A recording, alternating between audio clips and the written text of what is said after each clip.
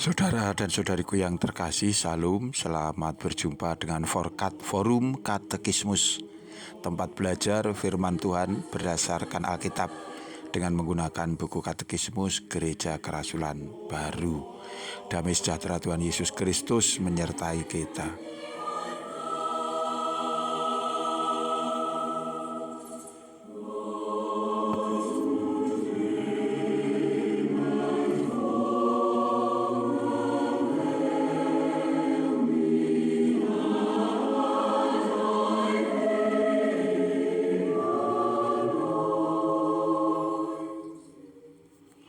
Saudaraku, kita telah sampai pada soal 153.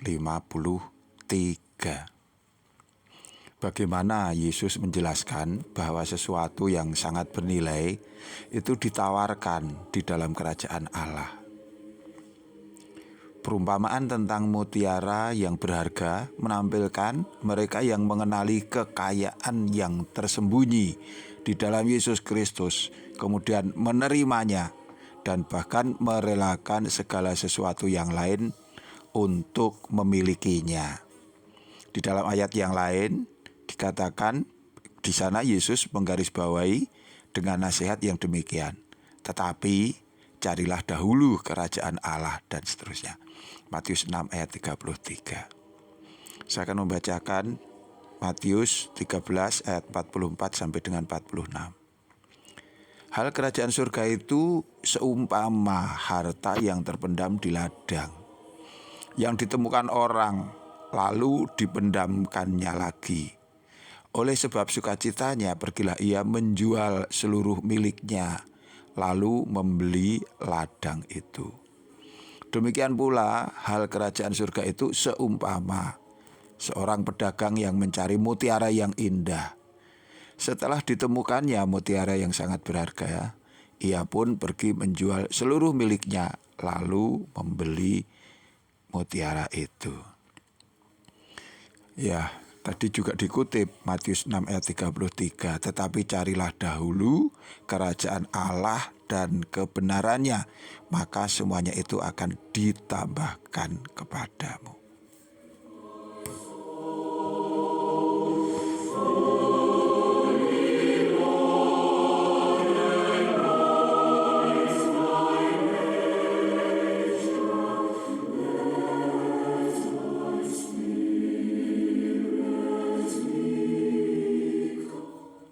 Saudaraku yang dikasihi Tuhan, perumpamaan berikutnya yang akan kita selami adalah perumpamaan tentang mutiara berharga dan harta terpendam.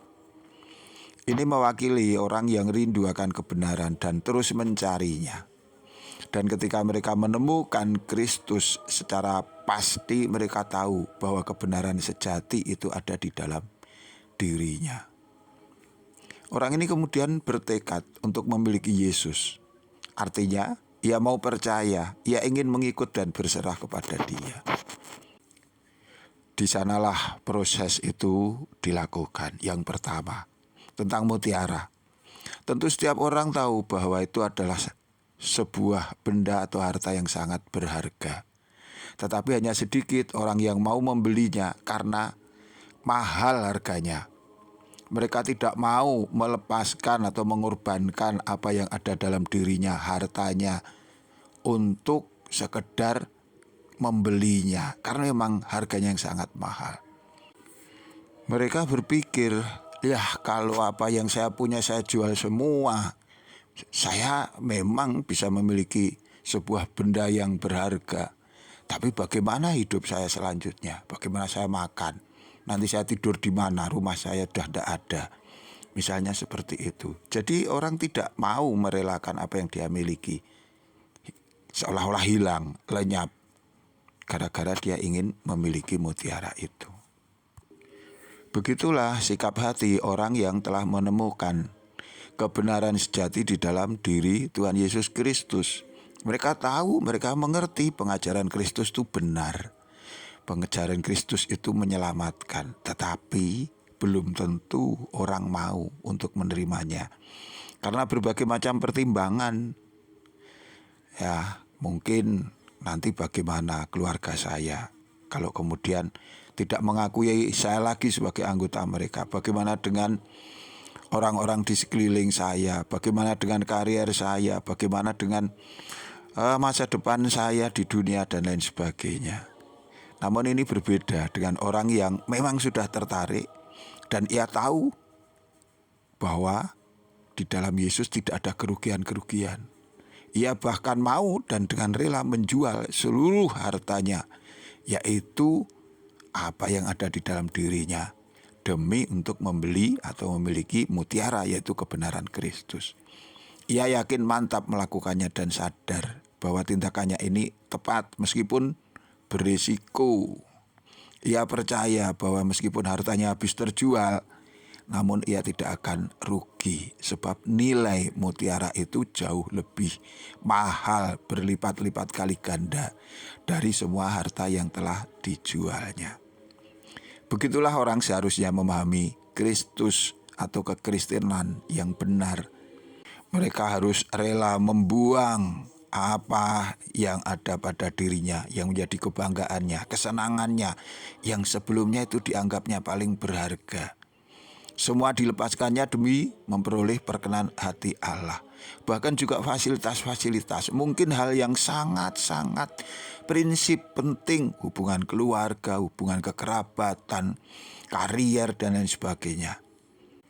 Orang yang tahu bahwa Yesuslah kebenaran yang sejati, keselamatan yang abadi, mereka akan merelakan semuanya itu.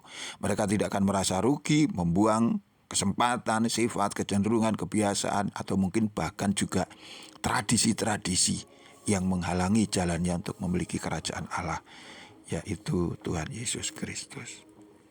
Sedangkan tentang harta terpendam, ini seperti orang yang menemukan kebenaran dalam diri Yesus, yang itu tidak dilihat atau tidak dipahami, tidak dimengerti orang-orang sekeliling dia.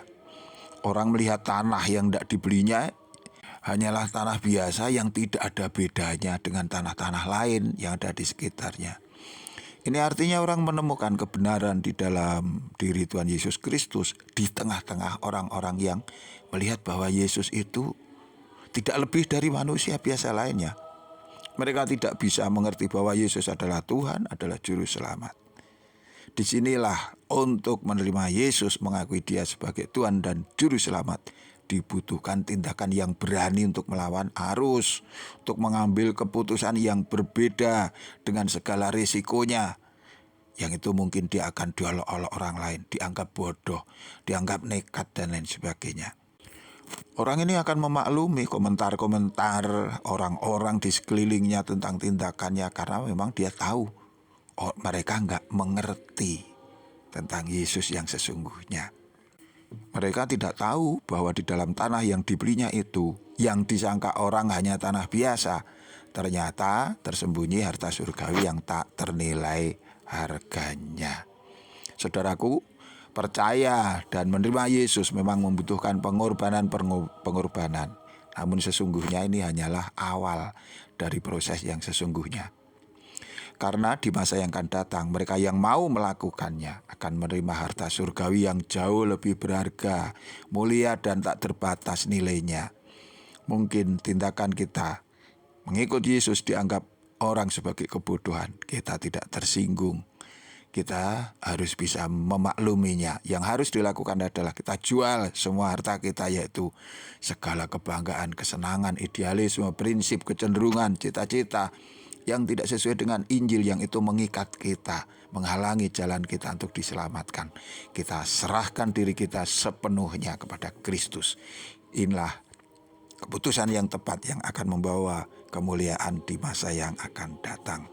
Tetaplah setia dengan imanmu. Tuhan memberkati kita. Sampai jumpa.